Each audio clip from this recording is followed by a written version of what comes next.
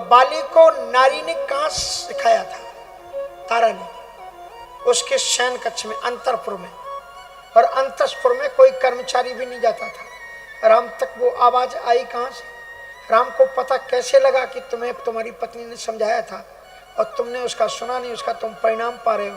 इसका मतलब राम व्यापक है, ब्रह्म है, वो वहां की बात जान लेते हैं। सुनाए बिनु काना, कर बिन कर्म करे विधि नाना। बिना हाथ के कर्म कहां पर किया बोलो? कहीं देखा? जिस समय पर भगवान श्री राम जी सुबेलगिरी शिखर पर है, रावण ऊंची अट्टालिका में बैठ करके मैदान में और अखाड़ा देख रहा है, तांग स्कंदर देख अखाड़ा। और उसी समय छत्र मेघडंबर धरधारी, और उस समय पर भगवान श्री राम जी ने एक ऐसा बाण मारा, छत्र मुकुट ताटंक सब हते एक ही बाण। क्या क्या गिरा? छत्र मुकुट ताटंक सब हते एक ही बाण। और सबके देखत मही गिरे मरम न को। मनी लक्ष्मण जी, अंगद जी, जो भी वहां बैठे हुए हैं, उन लोगों ने भी नहीं जाना कि कहाँ क्या हुआ, कैसे ये छत्र गिरा, कैसे ये मेघ संभव हुआ। मरम न को जान कछु। एक साथ भगवान कर बिन कर्म करे विधि नाना। आनन रहत सकल रस भोगी। श्री किशोरी जी के पास में ये संदेशा राम जी ने कैसे पहुंचाया कि मैं तुम्हारे बिना कैसे दुखी हूं। जो मुद्रिका हनुमान जी महाराज ले गए, उस मुद्रिका के माध्यम से राम जी कहते हैं कि अत्यंत अद्भुत कहू राम वियोग तब सीता, मोकौ सकल भय विपरीता। नवतरु किशलय मनहु किसानु, काल निशा सम निशि शशि भानु। कोवलय विपिन कुंत बन सरसा, बारिद तपत तेल। तो ये जो संदेश कर बिन चले, तो इस प्रकार से भगवान श्री राम जी बिनु पग चले सुने बहु बिनु काना। कर बिनु कर्म करें विधि नाना। आनंद रहत सकल रस भोगी, बिनु बानी बक्ता बड़ जोगी। तन बिनु परस नैन। तो इस प्रकार से अस सब भांति अलौकिक करणी। अब राम जी के कहते हैं कि जो निर्गुण निराकार परमात्मा है वो सगुण कैसे होता है? तो अब कुछ राम जी के अवतारों का कारण बताते हैं। राम जन्म के हेतु अनेका, परम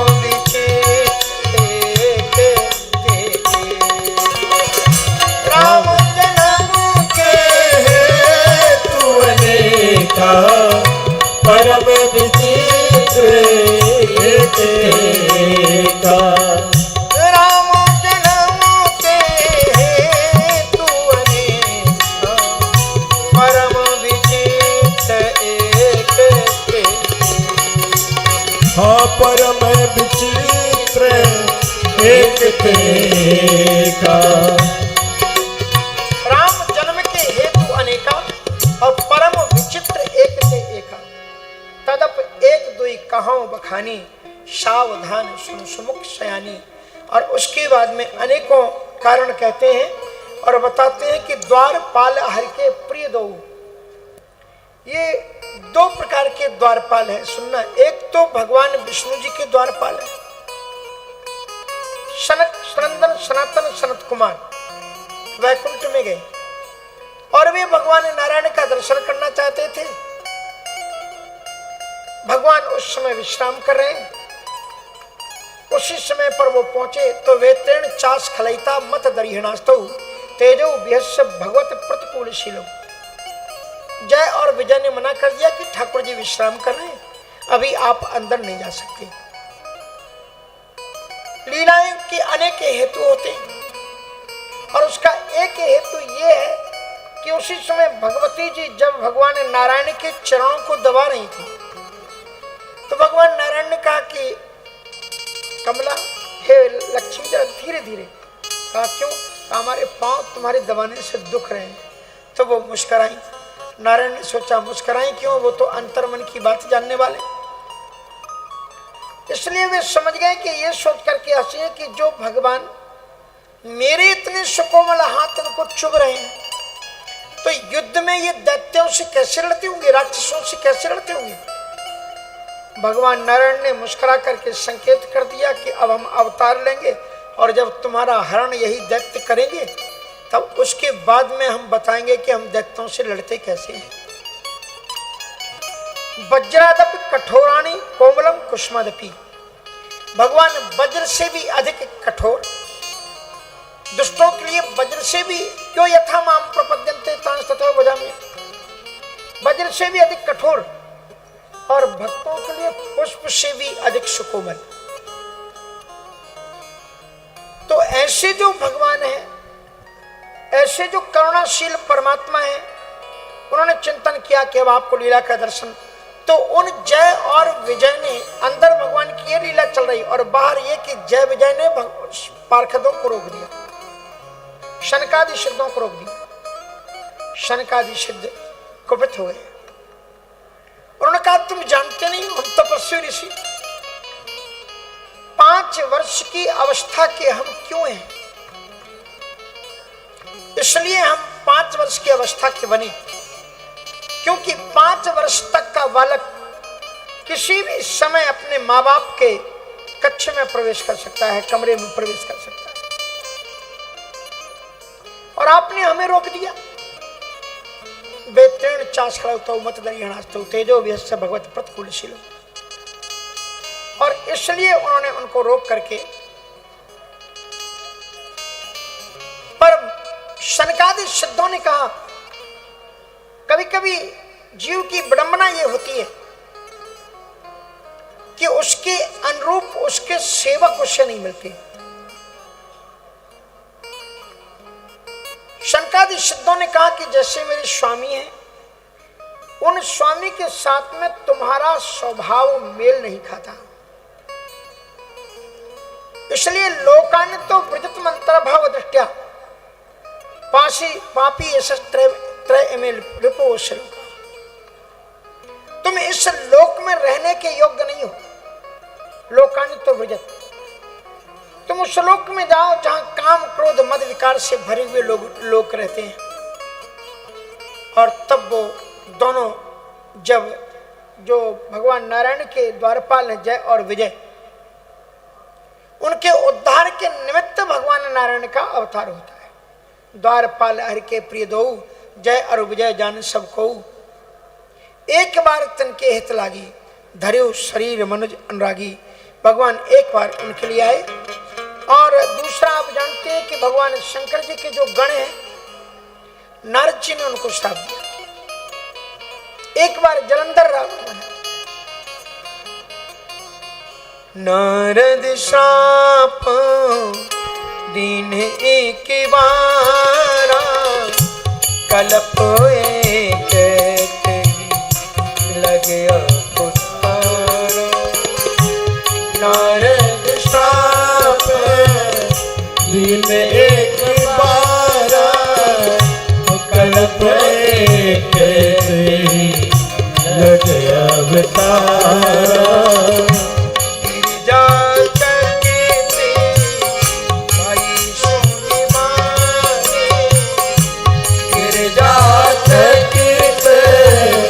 भई सोनवारे नारद भगत को ज्ञानी, हो नारद विष्णु भगत को ज्ञानी। महर्षि नारद जी ने भगवान के विभिन्न अवतारों का वर्णन करते हुए कहा कि एक बार नारद श्राप दीन एक बारा, एक बार महर्षि नारद जी ने श्राप दिया और कल्प एक ते ही लगी अवतारा। एक कल्प में उसी के कारण भगवान को अवतार लेना पड़ा। ये कल्प शब्द इसी में आया, और इस कल्प शब्द में क्योंकि भगवान प्रत्येक के कल्प कल्प प्रति प्रभु अवतरे, चारु चरित नाना विधि कराई, कल्प एक ते ही लगे अवतारा। तो गिरिजा चकित भाई सुन बानी, नारद विष्णु भगत पुनि ज्ञानी। ये जब भगवान शिव ने कहा कि एक बार नारद जी ने श्राप दिया, तो ये सुनते ही गिरिजा चकित वहीं सुनवानी। पार्वती जी अत्यंत आश्चर्य में डूब गई। क्यों? क्योंकि पार्वती जी के गुरु कौन है? नारद जी। और अपने गुरु जी के बारे में सुना कि गुरु जी को भगवान पर क्रोध आ गया और एक बार उनके श्राप के कारण उनको अवतार लेना पड़ा। तो गिरिजा चकित वहीं सुनवानी, और उन्होंने तत्काल भगवान शंकर जी से एक प्रश्न पूछा कि महाराज नारद जी ने श्राप क्यों दिया? गिरिजा चकित वहीं सुन, कारण कवन श्राप मुनि दीना। किस कारण से ऋषिराज ने उनको श्राप दिया? और देखो कितनी गजब की बात है। पार्वती जी कहती हैं कि मेरे गुरु तो कोई गलती कर नहीं सकते, निश्चित रूप से नारायण की ही कोई गलती होगी।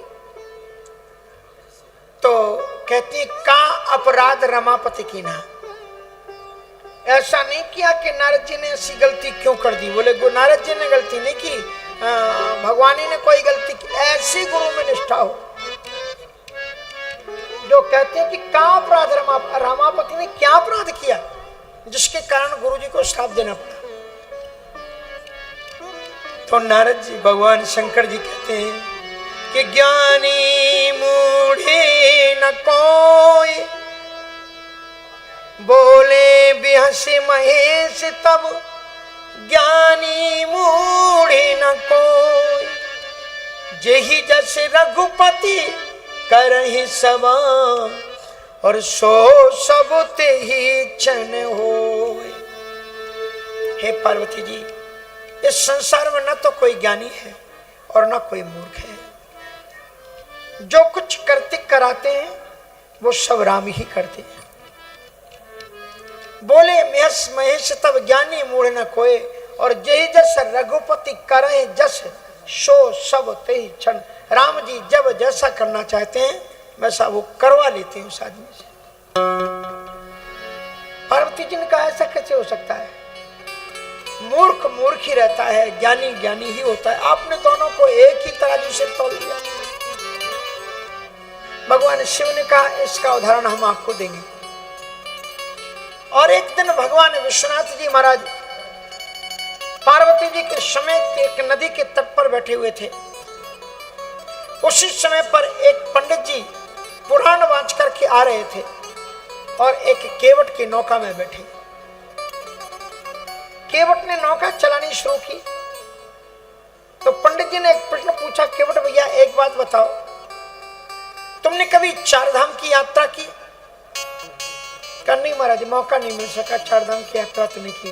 कहा बुरा ना मानो तो एक बात कहूँ। बोले कही तो पंडित जी, अब वैसे भी अब कहाँ रुकने वाले हो पंडित जी, बताइए। कहा 16 आना जिंदगी में, 4 आना जिंदगी आपकी बेकार। अब क्या करें महाराज, यही बात। थोड़ी और आगे नौका चली और आगे नौका बढ़ी तो एक दूसरा प्रश्न पंडित जी ने कहा कि बुरा ना मानो तो एक और प्रश्न पूछे। हाँ बोले पूछिए। कहा मुझे ये बताइए कि आपने कभी सत्यनारायण की कथा करवाई कि नहीं कराई? कहा नहीं करवा पाए महाराज। बोले 16 आना जिंदगी में, 8 आना जिंदगी तुम्हारी बेकार।